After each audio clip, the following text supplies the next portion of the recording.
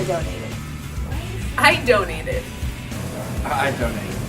I donate. I donated blood. I donated because I'm O negative.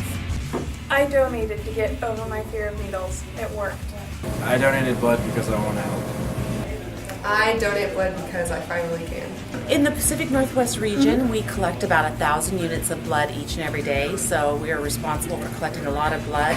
We service about 83 hospitals, and within those hospitals, they're always needing blood products, platelets, plasma, red cells, all of that. Well, for new donors, usually what we want to tell them is that, the first time there's sometimes some fear around donating, but that really donation is pretty easy, and generally when we talk to people who are first-time donors, when they're done, they say they wish they would have known it was that easy. When our donor comes in for health history, once they're cleared to donate, we just take them into a small room, and first thing we do is we test their iron. So we just do a little finger stick to make sure that there's enough iron in their blood to share with others. We'll check her pulse rate, her blood pressure, and her temperature, just to make sure that she's well and healthy. And then she'll go through a whole series of questions that are done by computer.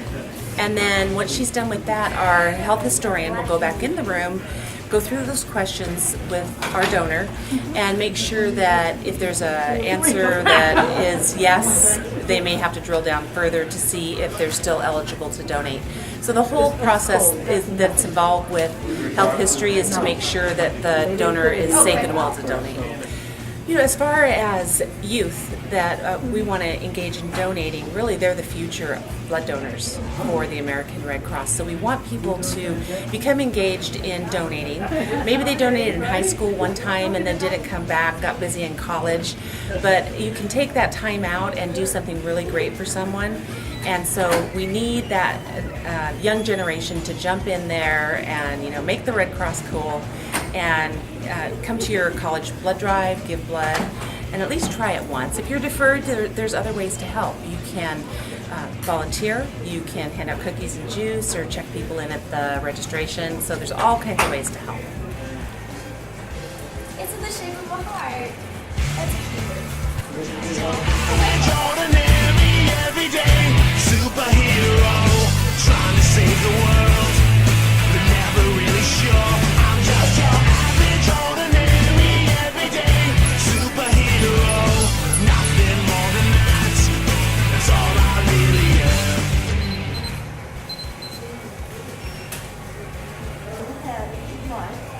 Smile. Okay. So really what we tell them is that donation is the initial stick of the needle, and that's what most people are fearful of, is if you just pinch yourself right here, it's very much what it feels like when the needle's going in. And then once you're on the donor bed and they insert the needle, it's only about 7 to 10 minutes to actually donate the blood. I'm just your average ordinary, everyday superhero, trying to save the world, but never really sure. I'm just your average ordinary, everyday superhero, nothing more than that. That's all I really am.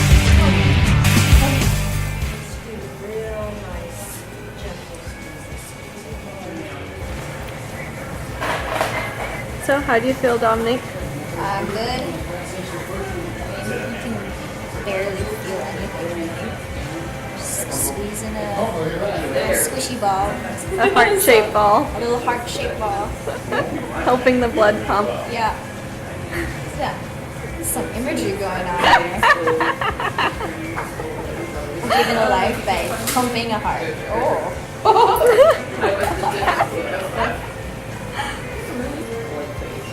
It's funny, the first time I did this, I didn't even want to look when they were cleaning me up. I'm like, oh, is it in yet? No, we're just sterilizing you. Oh.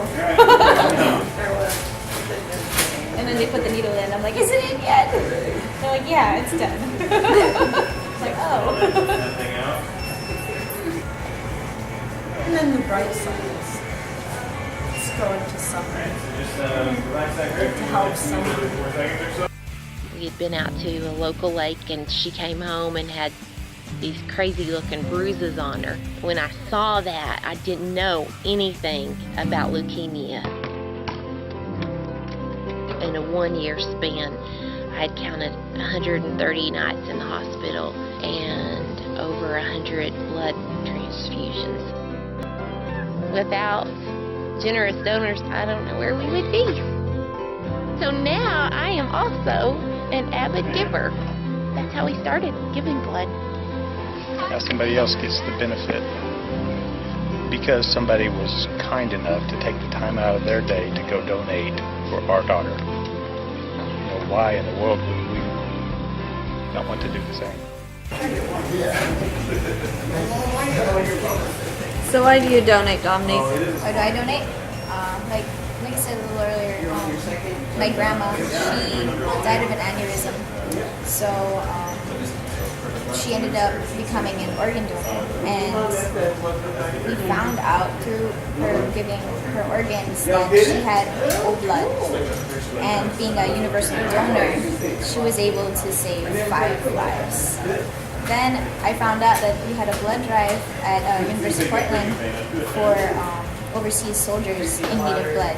And when I was in ROTC, pretty much all my friends got together and we went to the Child Center and we decided to sign up.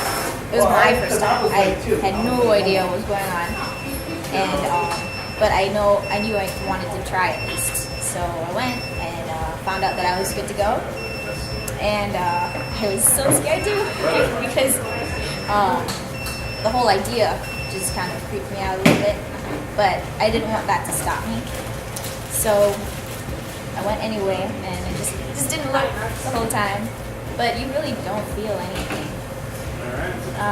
And look, you're here again. Yeah, I'm here again. Yeah, my grandma. I like to think of her as one of my heroes because even though she passed on, she was able to make a difference even when she wasn't here. So it was just very inspiring, and I wanted to try something like that. This is live donation. She saved someone in her death, but I wanted to do something now. Well, we actually have 3 things going on right now. We have some flooding in the Midwest. We have the Boston tragedy and then the explosion that happened in West Texas. So we have 3 things going on at once. Any of those circumstances could create canceled blood drives. So that puts us in a position of really needing to call out donors and give donations. We have sent about 550 units of blood throughout West Texas and the Boston area. So what we have is we have a national network. And if one area is not able to collect, let's say for instance Boston, it's virtually has been shut down today. So we would be able to, from our region, ship products over there to the area that's really needing blood, platelets, or plasma. So we do have that ability as a really large organization to do that. Well, after you donate, what you want to do is drink lots of fluid, eat healthy meals, get plenty of rest. There's also a post-donation sheet that you're given after you donate that will give further instruction in case you start to not feel well within 24 hours or the couple days of your donation. So you just want to follow that recommendation that they have on that sheet and be sure that you do call if you're not feeling well. And just, take care of yourself and, like we said, eat a lot of low-fat food, get a lot of rest, and drink water. And then head on over to Cookie World. You can live in my arms. It's okay. Good.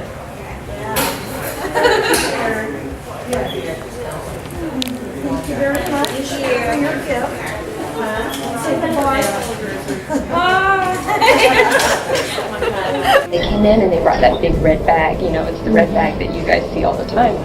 People donate blood, and they hung it on the pole, and it was just so amazing to see those words up there that said volunteer donor. I myself have never given blood, and to know that someone that I don't even know has done this for my daughter is just amazing. And to see that up there that says volunteer donor is, you want to say thank you. You want to find out who is that person, and then you reach out to them and show them what a difference they made in your life and your daughter's life. So UP students, get out there and donate blood. This is a really great thing to do. So we really encourage you to come out, help others in need. You can help someone who's been in an accident, a mom who's given birth to a baby and had complications, even the mom and the baby sometimes. So we know you can do it. We believe in you. You're our future. Thank you very much. Yeah. Progress.